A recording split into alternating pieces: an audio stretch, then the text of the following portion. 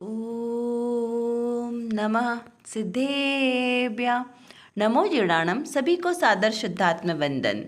फाल्गुन शुक्ल तृतीया का यह शुभ मंगल पावन दिवस और आज 1008 श्री अरनाथ भगवान जी का जन्म गर्भ कल्याणक तिथि का भी यह शुभ मंगल अवसर है। आज के दिन प्रसारित होने वाला संदेश हम पढ़ते हैं। उसके पहले प्रभु का जन्म कल्याणक। 15 मास रतन सब वर्षे आनंद भयो अपार। जय जय अरनाथ भगवान, जय जय अरनाथ भगवान।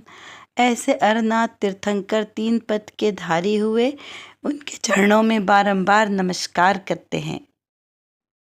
भव चक्र संसार चक्र का नाश कर चक्रवर्ती पद को प्राप्त किया। कर्म चक्र का नाश करके कामदेव बने और धर्म चक्र धारण कर तीर्थंकर पद को प्राप्त किया। नए चक्र से नयातीत बने, गुणस्थानातीत बने और सिद्ध चक्र को धारण कर को प्रगटाया और सिद्ध स्वरूप को प्राप्त किया। ऐसे अरनाथ भगवान का आज जन्म कल्याणक की तिथि का दिन है। चलिए आज ऐसे शुभ मंगल अवसर पर पढ़ते हैं आज का यह संदेश। यहाँ पर लिखा है कि जिसे भव की थकान लगी हो, जिसे आत्मा कैसा है यह समझने की सच्ची जिज्ञासा अंतर में जागृत हुई हो, उसे सच्चे गुरु मिलते ही मिलते हैं। इस प्रकार से पूज्य गुरुदेव श्री के वचनामृत के आधार से यह संदेश हमें प्राप्त हुआ है। देखिए क्या यहाँ पर हमें प्रेरणा दी गई है कि जिसे भव की थकान लगी हो और मेरा आत्मा कैसा है यह समझने की तीव्र जिज्ञासा अंतर में जागी हो। देखो अरनाथ भगवान को तीव्र जिज्ञासा जागी थी उनके जीव को, तो उन्होंने अपना भव सार्थक किया ना।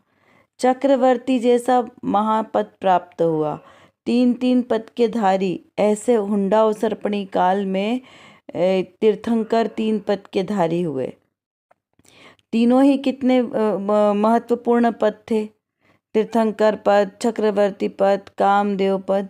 लेकिन उसके बाद भी उन्हें वो सुख वैभव जो अतुल सुख था, वो वैभव उन्हें अच्छा नहीं लगा। तो अच्छा क्या लगा? अपना निज शुद्धात्मा अच्छा लगा। किस चीज़ की कमी थी उन्हें? कोई प्रतिकूलता नहीं, सब अनुकूलता ही अनुकूलता। लेकिन फिर भी जिसे आत्मा अच्छा लगा हो, जिसे आत्मा को प्राप्त करने की तीव्र जिज्ञासा उत्पन्न हुई हो, वो जीव संसार में नहीं रुलता, वो अपनी आत्मा को प्राप्त करता ही करता है।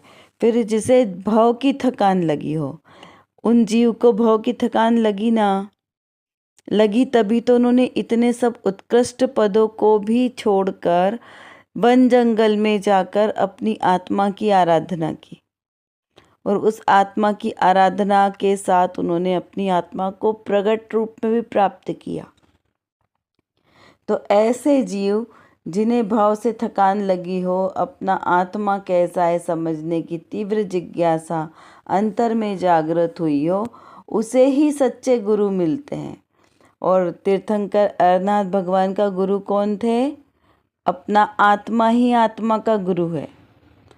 जब तीर्थंकर परमेष्ठी दीक्षा धारण करते हैं तब नमः सिद्धेभ्या कहते हैं और दीक्षा धारण करते हैं, यानी किसी गुरु से नहीं दीक्षित होते हैं। वो जन्म से लेकर दीक्षा तक किसी को अपना गुरु नहीं बनाते, किसके सामने नमस्कार नहीं करते। क्यों? क्योंकि वो उत्कृष्ट पद के धारी है ना, तो वो नमः सिद्धेभ्या करके सिद्धों को नमस्कार करके दीक्षा धारण करते हैं, फिर उनके गुरु सारे बनते हैं। इस प्रकार तो यहाँ पर सच्चा गुरु कब मिलता है? जब हमें जिज्ञासा। अभी हम देखें तो हमें सच्चा गुरु कब मिले?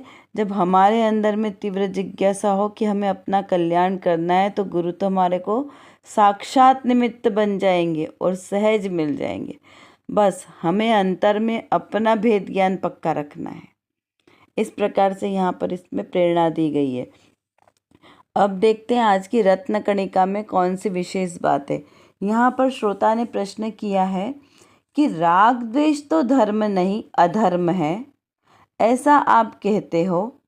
अतः जहाँ राग द्वेष हो वहाँ धर्म का अंश भी नहीं होना चाहिए। क्या प्रश्न आया कि भाई आपने कहा कि राग द्वेष तो धर्म है, नहीं है, अधर्म है। राग और द्वेष दोनों ही क्या है? अधर्म है, ऐसा आपने कहा। अतः जहाँ पे राग द्वेष हो वहाँ धर्म का अंश भी नहीं है, तो ऐसा ही कहना चाहते हैं ना, ऐसा प्रश्न किया। तो उसका समाधान करते हुए कहते हैं कि नहीं, ऐसी बात नहीं है। राग द्वेष स्वयं धर्म नहीं है, यह बात बराबर है, किंतु अल्प राग द्वेष होने पर भी सम्यक श्रद्धा ज्ञान रूप धर्म हो सकता है। किंतु ज्ञानी जानता है कि वह अधर्म है। जितना राग द्वेष रहित स्वसंवेदन हुआ उतना ही धर्म है। राग को धर्म माने यह तो श्रद्धा ज्ञान भी मिथ्या ही है, परंतु राग रहित ज्ञान स्वभाव को जानकर उसकी श्रद्धा हुई हो और राग सर्वथा टला न हो तो इससे कहीं श्रद्धा और ज्ञान मिथ्या नहीं हो जाता। यहाँ पे क्या कहा? श्रद्धान की बात बताइए कि हमारा जो श्रद्धान है वो किस प्रकार मिथ्या होता है और किस प्रकार मिथ्या नहीं होता। तो यहाँ कहा कि राग रहित ज्ञान स्वभाव को जानकर उसकी श्रद्धा हुई है। क्योंकि देखो, राग रहित ज्ञान को जानेंगे ना तभी तो श्रद्धान पक्का होगा।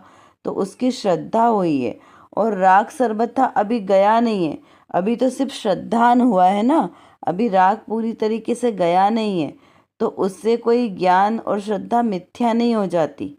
जैसे हमें एक समय सार जी का एक उदाहरण याद आया कि जब वो चादर का उदाहरण है ना, कि जब किसी ने किसी दूसरे की चादर ले ली, उसे अपनी मानकर वह आराम से ओढ़कर सोया है।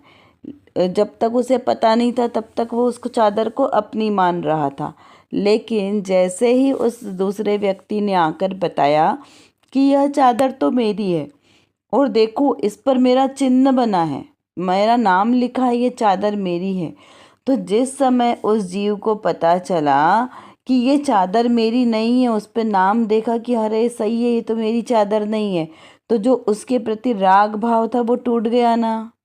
श्रद्धान में क्या पक्का हो गया कि ये मेरी नहीं है, अभी उसने उसको वो चादर लौटाई नहीं है ना, अभी वो चादर उसी के पास है, उसी की चादर को ओढ़े है अभी भी, लेकिन श्रद्धा ज्ञान में क्या आ गया? ज्ञान में पक्का हो गया ना कि ये मेरी नहीं है, अभी भी चादर है, लेकिन फिर भी ज्ञान में क्या हो गया? निर्णय हो गया पक्का, तो उसका वो श्रद्धान नहीं टूटा, है ना।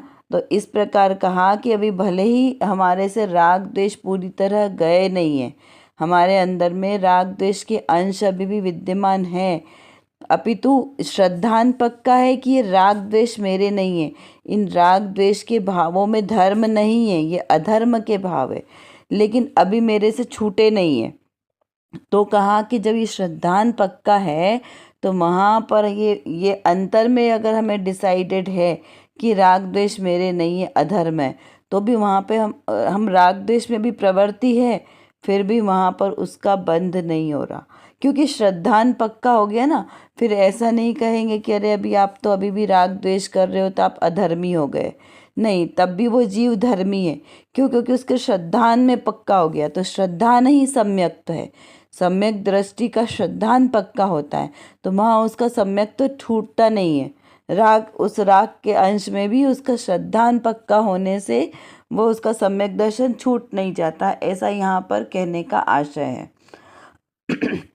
देखो, यहाँ पर वही बात बताई है कि यहाँ ऐसा नहीं है कि राग द्वेष स्वयं धर्म नहीं है ना।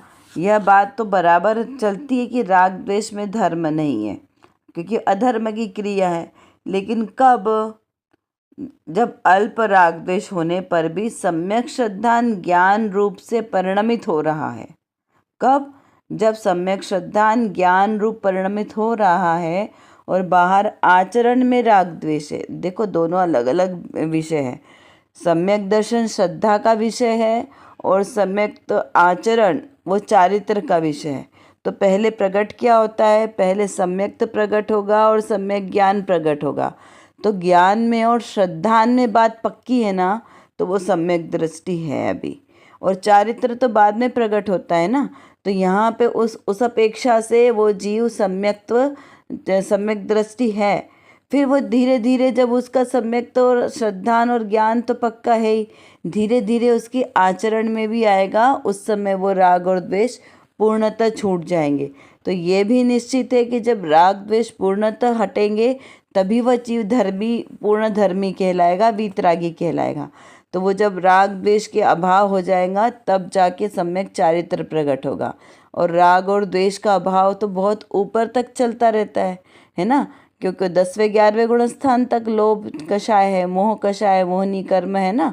तो यहाँ पर ये कहा कि इतने से जीव का श्रद्धान दिखता नहीं है, वो धीरे धीरे चारित्र अपने अपने अनुसार वो घटता जाता है। इस प्रकार यहाँ पे इसका कहने का आशय है। अब कुछ मुख्य बिंदु पर हम विचार करते हैं। जिसे तीव्र जिज्ञासा हो वैसे जीवों को मार्ग सहज ही प्राप्त होता है। संसार शरीर भोगों से विरक्ति हो और आत्मिक गुणों में जिसको आसक्ति हो, आसक्ति बढ़ती जाती हो, वही मुक्ति का मार्ग खोजता है। पहले दर्शन मोहनी कर्म का नाश होता है, फिर चारित्र मोहनी कर्म की प्रकृतियाँ क्रम से जाती है। ऐसा नहीं, इसीलिए कहा कि पहले सम्यक दर्शन होता है और उसी के साथ सम्यक ज्ञान, फिर धीरे धीरे क्रम से सम्यक चारित्र प्रकट होता है, और वो सच्चा धर्म है। चतुर्थ गुणस्थान में तो धर्म का प्रारंभ है, पूर्णता चतुर्थ 12वें गुणस्थान के बाद होगी। क्षीण मोह गुणस्थान में संजनन लोभ कषाय का अभाव होने से मोहनी कर्म से रहित अवस्था हुई है, यानी वीतराग दशा प्रकट हुई है। धर्म का प्रारंभ सम्यक दर्शन के साथ चतुर्थ गुणस्थान से है, और उसकी पूर्णता 12वें गुणस्थान में वीतराग दशा के साथ है, और संपूर्णतः वीतरागता 14वें गुणस्थान, 13वें और 14वें, 13वां संयोग केवली, 14वां अयोग केवली। इसी प्रकार हमें भी विषयों से विरक्ति हो, आत्म स्वभाव के प्रति आसक्ति हो, तो सहज ही हमें मुक्ति का मार्ग प्राप्त हो सकता है। अपनी मति को व्यवस्थित करते हुए हमें यह निर्णय करना है कि मैं कौन हूँ और मेरा स्वरूप क्या है। इस प्रकार यथार्थ निर्णय के साथ हमें अपना श्रद्धान पक्का करना है, क्योंकि जो सर्वज्ञ देव की वाणी में आया है वही वस्तु का यथार्थ स्वरूप है, और वही मैं हूँ, वही मेरा स्वरूप है। इसी स्वरूप को समझकर अनंत सिद्ध हुए हैं, अनंत सिद्ध हो रहे हैं, और आगे भी ऐसे ही अनंत सिद्ध होंगे। और मुझे भी अगर अपना सम्यक दर्शन प्रकट करना है, उस सिद्धालय में जाकर विराजमान होना है, तो इसी मार्ग का अनुसरण करना पड़ेगा। चलिए, इतना आपको समझ में आ गया होगा। यदि नहीं समझ में आए तो आप कमेंट बॉक्स में लिखकर पूछ सकते हैं, और अपनी चिंतन धारा को बढ़ाएं, स्वाध्याय करें। जय जिनेंद्र।